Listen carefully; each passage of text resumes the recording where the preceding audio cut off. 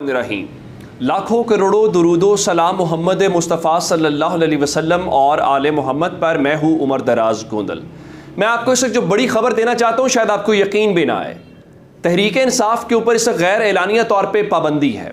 यानी आप यूँ कहिए कि तहरीक इंसाफ को जलसों की इजाज़त नहीं है, तहरीक इंसाफ लोगों से रुजू नहीं कर सकती।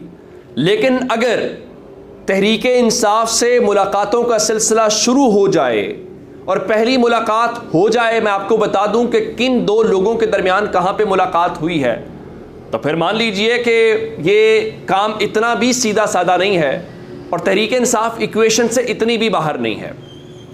कल मैंने आपको बताया था कि मोहम्मद अली दुरानी साहब का ये कहना है कि ये जो निगरान हुकूमत है उसकी तहरीक इंसाफ से कहीं ना कहीं कोई राब्ता हुआ है, कोई मेल मुलाकात बातें। आज उस बारे में कुछ मज़ीद वजाहतें आ गई हैं और मैं आपको बताना ये चाहता हूँ कि निगरान हुकूमत जो है इस्लामाबाद की अनवारुल हक काकड़ और ये जो मौजूदा तहरीक इंसाफ की हुकूमत है उनके दरमियान राबतों का सिलसिला शुरू हो गया है। और बताया गया है कि इन राबतों का ज़ाहिरन मकसद तो ये बताया गया है कि सियासी माहौल को इंतखाबात के लिए साजगार बनाना है। और तहरीक इंसाफ के रहनुमा ने कहा कि हम भी मुफाहमत चाहते हैं लेकिन सबको किरदार अदा करना है। निगरान हुकूमत ये कहती है देखिए जी हम तो सबसे राब्ते कर रहे हैं ताकि मुनसिफाना इंतखाबात के लिए माहौल ठंडा रखा जा सके। ये मुलाकात हुई किससे है, मैं आपको बताना चाहता हूँ। जो मौजूदा निगरान हुकूमत है आप उसको कोई आज़ाद गैर जानिबदार खुद मुख्तार किस्म की निगरान हुकूमत नहीं कह सकते। मैंने आपको पिछली वीडियो में बताया था कि लोग तो ये इस हद तक कह रहे हैं कि क्या अनवारुल हक काकड़ को तब्दील किया जा रहा है। अब इस सारी सूरत हाल के दौरान असल मामला ये है कि जो निगरान हुकूमत के वज़ीर हैं मुर्तज़ा सोलंकी, जो वज़ीर इत्तलात हैं, उनकी तहरीक इंसाफ के रहनुमा शफ़क़त महमूद से मुलाकात हुई है। लेकिन सवाल ये सिर्फ पैदा होता है कि क्या शफ़क़त महमूद से होने वाली मुलाकात जो है, क्या ये शफ़क़त महमूद की तहरीक इंसाफ की इजाज़त अप्रूवल के साथ मुलाकात हुई है या शफ़क़त महमूद ने ज़ाती हैसियत के अंदर ये मुलाकात की है।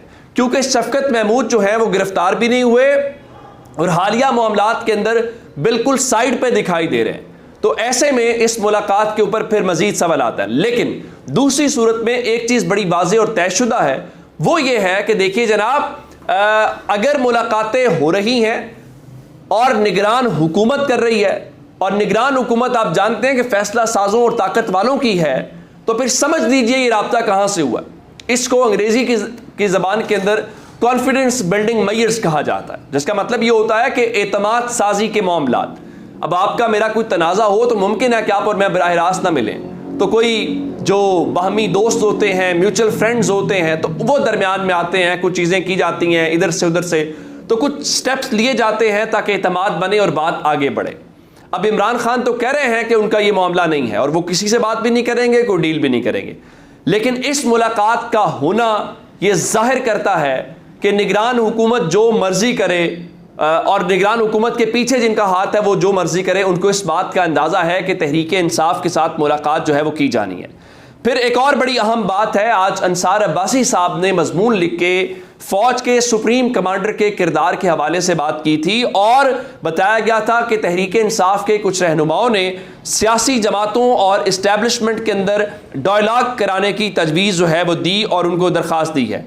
लेकिन अब सदर आरिफ अलवी का किरदार है कि क्या सदर आरिफ अलवी इसके ऊपर कोई मौसर किरदार अदा करते हैं या सदर आरिफ अलवी इस बाबत कोई किसी किस्म का किरदार जो है वो अदा नहीं करते। और उस सिलसिले में तहरीक इंसाफ के रहनुमा अली मोहम्मद खान ने तस्दीक की है कि उन्होंने बिल्कुल सदर से कहा है कि वो सियासी जमातों और इस्टेब्लिशमेंट के दरमियान डायलॉग कराएं। और तहरीक इंसाफ के जो सेक्रेटरी तलात रऊफ हसन है वो ये कहते हैं जनाब तहरीक इंसाफ का तो ये पुराना मौक़िफ़ है कि मुज़ाकरात का अमल शुरू होना चाहिए और इमरान खान ने खुद सियासी जमातों और इस्टेब्लिशमेंट से बातचीत का कहा था और सदर आरिफ अलवी से मुलाकातें भी होती रही हैं और उनके मुताबिक हम तो कहते रहे हैं कि देखिए हम इन मुलाकातों से या इन मुज़ाकराती अमल से बिल्कुल भी पीछे भागने को तैयार नहीं है। अब इस सारी सूरत हाल में एक और डेवलपमेंट बड़ी इंपॉर्टेंट है।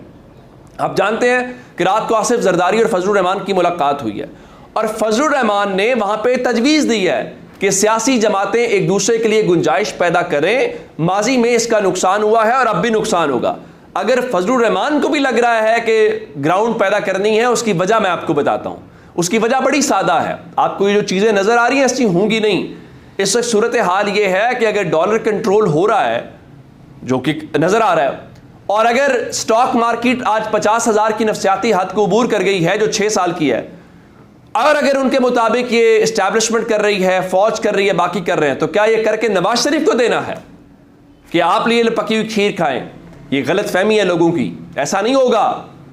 नवाज शरीफ जो है वो पीपल्स पार्टी की ज़बानी ट्रैप हो रहे हैं। और अंदाज़ा कीजिए, लाहौर में तहरीक इंसाफ ने जलसे की इजाज़त मांगी, उनको नहीं इजाज़त मिली। तहरीक इंसाफ के अलावा पीपल्स पार्टी कल 18 अक्टूबर को कारसाज के मामले के ऊपर जो उनका है वो कल करना चाहते हैं। उनको इंतज़ामिया को 6 दरखास्तें उन्होंने दी। पीपल्स पार्टी के मुताबिक इंतज़ामिया ने उनको इजाज़त नहीं दी, और पीपल्स पार्टी कह रही है हम कल लाहौर में जलसा करेंगे। ये अलग बात है कि पीपल्स पार्टी में लोग आते हैं कि नहीं आते। यानी लाहौर में सिर्फ जलसा करने की इजाज़त मुस्लिम लीग नून को है, ना पीपल्स पार्टी को है, ना तहरीक इंसाफ को है, ना किसी और को है। अब अगर ये खेल के ये ज़ाब्ते और ये उसूल हैं तो फिर ये तो खेल खेलने वाली कोई बात नहीं है। अब अगली बात सुन लीजिए। अनवारुल्लाह काकड़ सरकार जो है उसके पास इख्तियार है, मैंडेट है या नहीं है, लेकिन उन्होंने जस्टिस काजी फायज़ ईसा का दरवाज़ा खटखटा दिया है और वो जस्टिस काजी फायज़ ईसा के पास चले गए।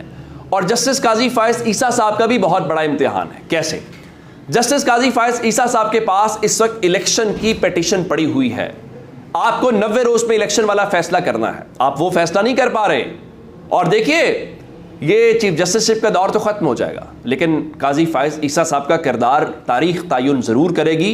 जिस तरह ये जो है चीफ इलेक्शन कमिश्नर, ये शायद वो चीफ इलेक्शन कमिश्नर होंगे जिन्होंने इलेक्शन नहीं करवाया, जो इलेक्शन से भागे। ये तारीख में तायुन होगा। और काजी फायज़ ईसा साहब भी अगर ये चाहते हैं तो बिल्कुल ठीक है। अब खबर ये है, निगरान सेटअप आमतौर पर होता है डे टू डे अफेयर्स चलाने के लिए, या उसकी सबसे बड़ी जिम्मेदारी होती है इलेक्शन करवाना। अब जो निगरान सेटअप है, उन्होंने जनाब आली अहम मामले के ऊपर सुप्रीम कोर्ट से रुजू किया है, और उन्होंने नैब तरमीम के हवाले से जो जस्टिस उमर अता बंदियाल का फैसला था, जिसमें उन्होंने नैब तरमीम को कलअदम करार दिया, और इन सब के केसेस खुले।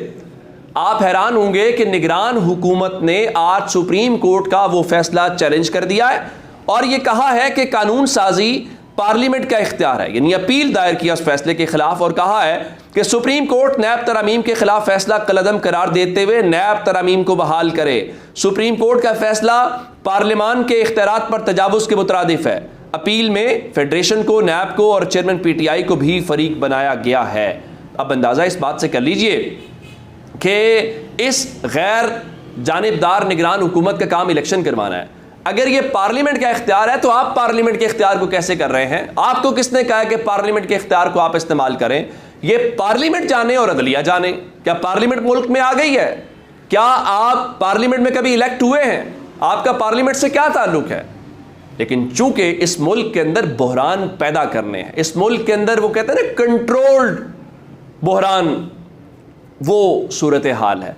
अब काजी फायज़ ईसा साहब फिर मेहरबानी करें और वो जनाब आली इस मामले को जो निगरान हुकूमत उनके सामने नैब तरमीम का लेके आई है उसको फौरी समाअत के लिए मुकर्रर करें। नैब तरमीम वाला फैसला भी कलअदम करार दें। नवाज शरीफ, जरदारी, पूरे सब के जो केसेस खुलने वाली बारी है उसको ख़त्म करें। और वो इमरान खान कहते थे NRO वाला, वो सिलसिला मुकम्मल हो जाएगा। लेकिन पाकिस्तान के लोग जानते हैं कि ये करना पाकिस्तान के लोगों के साथ बुनियादी तौर पर कैसी गड़बड़ होगी। लेकिन इसका किरदार भी तायुन, इस किरदार का तायुन भी जो है वो तारीख करेगी, और तारीख बड़ी बेरहम हुआ करती है। आप जब इक़्तिदार में होते हैं, इक़्तिदार के घोड़े पे सवार होते हैं, तब हर चीज़ आपके कंट्रोल में होती है। लेकिन जब घोड़े से उतर जाते हैं तो फिर तारीख़ और मौरख़ का जो कलम है वो फैसला करता है। अपना बहुत सा ख्याल रखिएगा।